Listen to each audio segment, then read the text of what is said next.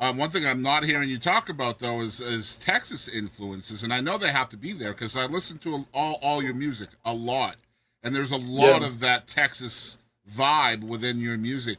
So when did that start for you, and who or what was it that kind of permeated into your sphere when it comes to a Texas music standpoint? Yeah. So I think I started getting to the singer songwriter, so like solo type performer was Ryan Adams, and then it got into probably listening to like Pat Green Mm-hmm. and Corey Morrow is when I kind of went into my Texas music phase, and then after listening to them is when I started learning about Towns Van Zandt and Guy Clark, Mm-hmm. and so that's what really opened up a whole new door of like just like a depth of songs as far as like just the writing. I mean, Towns was a lot more just almost like straight poetry, and then putting music behind it. Mm-hmm. And then Guy, he was more uh, a lot of story type songs, and I feel like now like I've really, especially newer stuff I've been writing has really been heavily story based type songs Yeah, compared to earlier stuff. that Yeah. Americana folk feel, like, which, man, you can't get further from pop punk emo than Americana I folk. know. I don't think, right? But It's crazy. It's crazy. I love that you're picking up these vibes as you go, and they're to me as a fan of yours, they're very present in your sound, all of them, right? Like you can, in different songs, you can kind of feel the different things that you've liked or loved over the course of your upbringing and stuff. Yeah. I love that, man. Just hearing you talk about story in song and knowing, the stuff that you've written, the stuff that I've heard. I imagine that's really important to you. And thankfully, you're in Texas because that really does well here in Texas. Um, uh, let's talk a little bit about your history with Sean McConnell as well, because this is another Yeah. guy who has the same kind of vibes that you have with the Texas music, the storytelling. How did you guys kind of hook up? So I had found him uh it must have been 2011 or Wow. so. Whenever he had an album come out called Saints, Thieves and Liars. Mm-hmm. If you ever heard that album Of before, course, yeah. which is which Just so is you know, I'm a huge Sean McConnell fan, which is I think a major reason why I love your music so much. yeah, yeah. He's good, man, and that album was just every song. There's certain albums you listen to where like you can skip certain songs, but that's one of those where like you can listen to it from the front to the end, Yep. and every song is good. And so that's I had found him. I'm trying to think how I found him. It might have been through like I think Wade Bowen did a one of his songs. It might have been Somewhere Beautiful. I think maybe he did a cover of that song. And so I know for a while there Wade would always on stage talk about Sean McConnell. I think they might have written some more stuff.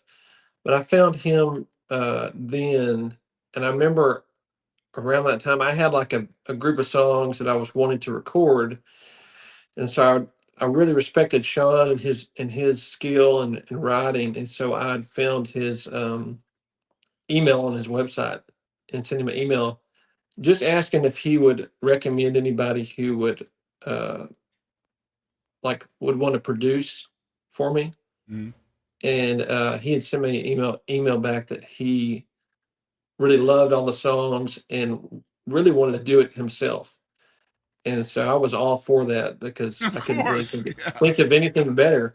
And I think it's really cool just being able to have a songwriter as your producer because that helped out a bunch on those group of songs that I released back in 2012 because we were able to sit down and kind of see what stuff worked and what stuff needed to change. And but we when we recorded it, it was just in his house in Nashville, up in his attic where he used to live. And I think we did it over a weekend and recorded 6 songs. and came out with that EP in 2012. And But so it was a great experience. that's going to be something, man. I say it all the time on this show, and a lot of folks that have been on the show will talk about it as well. You never know what can happen to you if you just frickin' ask, right? Like just Oh ask. yeah, What's the worst that can happen, man? Like they tell you no, or they ghost you, or whatever. But man, you ask the question, and then you end up with Sean McConnell as your frickin' producer. Hello, that's why you ask, right? I Just know. incredible stuff, man. So like I'm curious if obviously him being your producer, you're a fan of his prior to that, obviously. Yeah. Are you kind of modeling anything after him? Because like there's a lot of him in your sound, and not just in the stuff that he produced for you either. So I'm curious, how much of a role on your art he's had, other than just being your producer at one point. I think as artists, we have certain people we kind of connect to more than others. Yeah, I think as songwriters, you have some people that you just your art, it kind of connects to someone else uh, more than another person, and I think that maybe I think our kind of maybe our styles are pretty similar. yeah. And so I think that from the beginning, I think that's probably what kind of got his attention, because we do kind of write similar, um, in a similar way. So I think that's kind of what made him want to record it. And I think that, but even like going forward, like any person, any other artist that I enjoy their music, I think it inspires me in different ways. Um, Yeah, the reason why I the wanted to same. ask you So that is the first time I heard Wolves, just the way algorithms work, especially on YouTube for me, is like if I'm interested, like I'll put Sean McConnell on or a Sean McConnell mix, and this is how I found Wolves.